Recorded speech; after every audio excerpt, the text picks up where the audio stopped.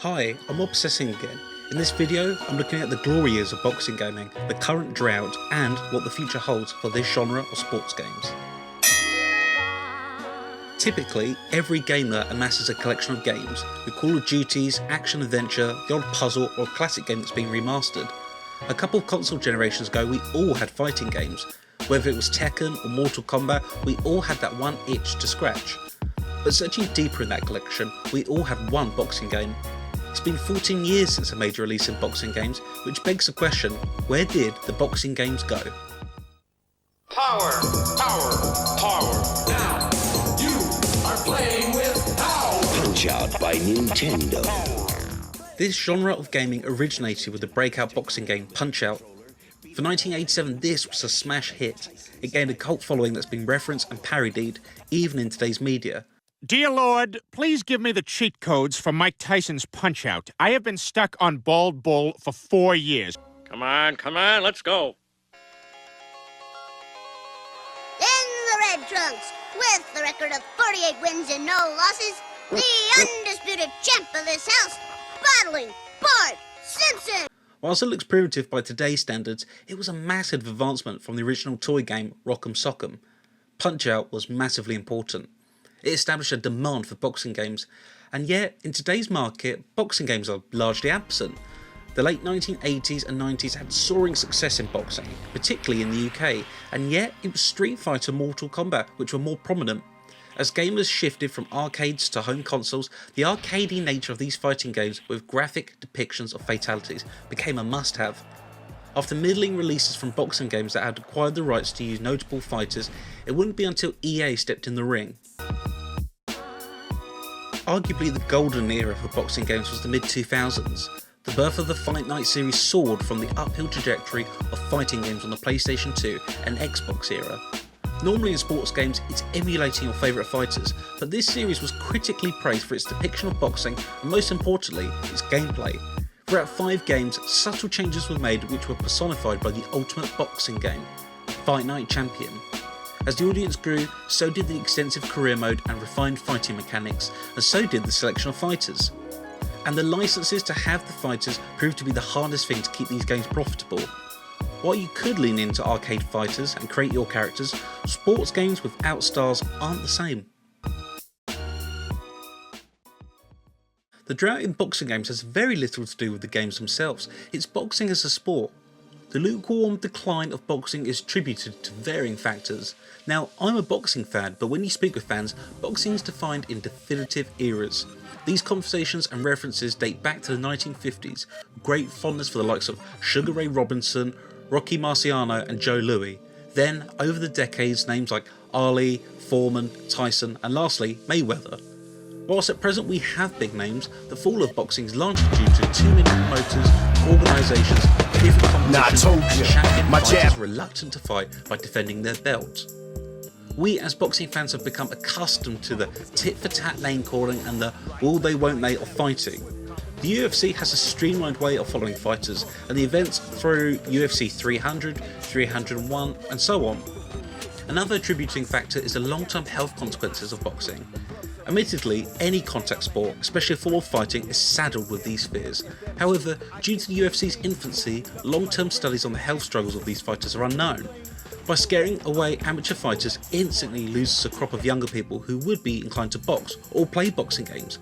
Archaic pay-per-view systems that until recently shifted to streaming platforms in addition to terrestrial TV only highlight the gap of not knowing how to appeal to younger audiences.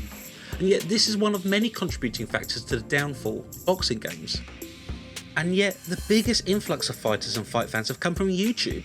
Originally headed by a fight between Joe Weller and KSI, it opened up a door for new personalities to compete on the biggest stages. Fans of the sport see this as a mockery, but it's become a great entry point for the sport, and yet we see none of these fights in the octagon. The other undeniable reason for the desolate selection of boxing games is licensing. It's the most prominent issue for sports games. Each sport game has struggled to maintain the use of real players and their likeness. Because of how lucrative sports gaming is, fighters command a substantial paycheck to be used. Sporting clubs which have a crop of 25 plus players want varying fees. But because it's a squad, it's likely the players will give their rights to their name and likeness upon signing. Whereas for a solo fighter, the fee they can demand would be disproportionate to the average athlete from another sport, in particular, a team sport. Boxing games are still being released, however not from AAA studios like EA, but in the form of VR titles or gimmicky systems beyond a traditional controller. From the major success of the Wii, and in particular Wii Sports, came the string of generic fitness-inspired boxing games. Gracing the accessory systems of Kinect, PlayStation Move, and varying VR devices all look to capitalise on these innovative ways of boxing. VR is a divisive subject. Whilst many games may not own one, the potential these devices have in the future is vast. Boxing games are the perfect fit. Gentle head bobbing, shuffling feet side to side, and landing uppercuts in your lounge have become the new home for this genre. But with any sports game on VR, it's a double-edged sword. Traditional sport gamers want to compete, but boxing in VR is clinched with their health and fitness category. That aggressive vigour and brutality in realistic graphics, cuts, and detailed fighters got watered down with surrealistic boxing games. Having other studios attempt new boxing games is encouraged, but not at the expense of losing heavy hitters. Wii Sports Boxing was a standout for Christmases in 2006. Wii Sports achieved gaming first by getting every generation involved in playing, but its tech demo was inevitably short-lived. For future VR installments, graphics that replicated Half-Life Alyx, Call of the Horizon or Resident Evil Village would be a near-instant success alone. His name is Sylvester Stallone. He's the star of a new film called Rocky. Rocky is a series that inspired generations. Coming to the silver screen in the late 70s, he has become a name associated with grit, determination, and facing the biggest enemies. When this icon transferred media via gaming, it was outmatched. As movie tie-in games, they served a purpose in the early 2000s. My first introduction to a boxing game came from Rocky Balboa movie tie-in game on the PSP. It embraced the shotgun-sounding hooks and uppercuts with an array of fighters we've come to love. From handheld to VR release 12 years later, Creed Rise to Glory is comically fun, and though it doesn't have the grit Rocky fans love, it has the heart. It's laughably cheesy and simple, but it doesn't scratch that itch. For only having just over 22 fighters in its roster, it's not quite the heavyweight gamers are after. In the red corner, Rocky Balboa! The fitness element is short-lived, but having Rocky as a coach is the most redeeming feature of this game. It's a valiant effort from a small studio. However, for its flat-screen successor, Big Rumble Boxing Creed Champions, the less said, the better.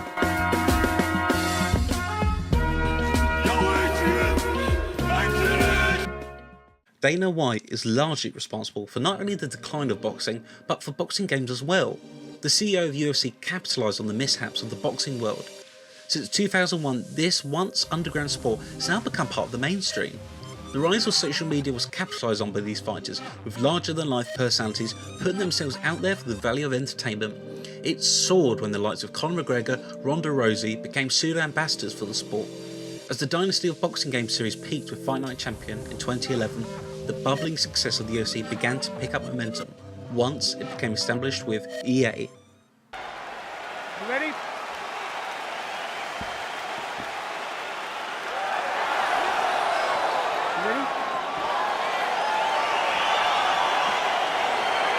Alright, so here we go, round one, Khabib Nurmagomedov. A gradual incline of better rated mixed martial arts games, and yet people weren't satisfied. With EA's other sporting ventures, it was inherently a good matchup. EA has struggled to focus on one-on-one competitions, and this is particularly apparent with game modes like Ultimate Team, which have now been scrapped. Replaying UFC 4, the fluidity in movement is brilliant, but it's held back with overly sluggish animations. You could argue that it's an advantage because you become penalised when you go for an audacious leg kick, which may leave you vulnerable, but this isn't true. In titles like EAFC, you can cancel your shot to open your body for a better opportunity. The intensity in MMA events is in those opening seconds, waiting for the opponent to make that first move and generally sizing up your opponent. The game has this awkward stiffness of rotating around an invisible pole that doesn't quite capture the frenetic explosion of fighting. Classically trained strikers here. Any chance this fight actually goes to the front? EA UFC was almost teasing boxing fans by importing famous boxers. For the longest time, it's the closest we've had to a fight night.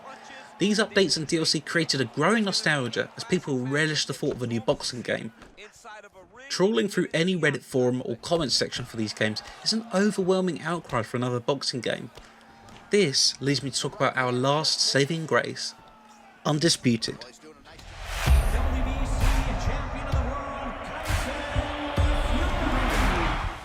First announced as ESBC, the rebranded Undisputed is the biggest announcement for boxing game fans in years.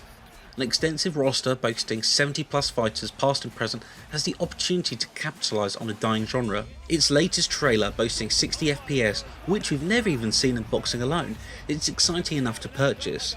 With any marketing, we gamers are especially prone to being duped into a false sense of security when making purchase choices on visuals alone. When football icon Pro Evolution Soccer shifted to eFootball, the trailers were incredibly misleading to the final product. But because this has been in early access for well over a year, you can't help but feel there is light at the end of the tunnel. Though the game has decent enough reviews on Steam, it's still in early access. A final release slated for October 2024, PlayStation 5, Xbox Series S and X and PC, the era of UFC gaming may have found its biggest competition. While fans still long for a Fight Night revival, Undisputed for the foreseeable future is our only hope. Thank you for letting me obsess again.